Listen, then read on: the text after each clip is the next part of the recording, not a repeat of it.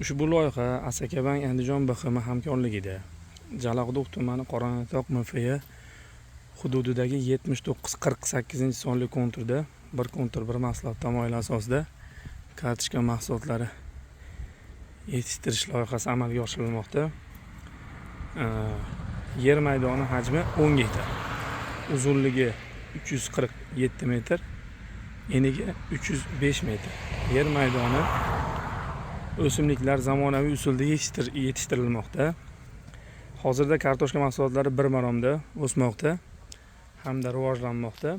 Ushbu o'simliklar o'rtacha 80-85 kun davomida yig'ib olish rejalashtirilgan. Kartoshkani yetishtirish jarayonida sug'orish, tabiiy va mineral o'g'itlar bilan oziqlantirilmoqda.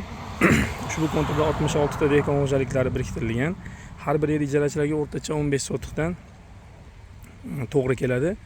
Daromadliligi esa har bir dehqon xo'jaligining o'rtacha 25-30 million daromad olishiga erishiladi. Loyihani samarali tashkil etish maqsadida Jalaquduq yerlari nomli ishlab chiqarish kooperatsiyasi tashkil etildi.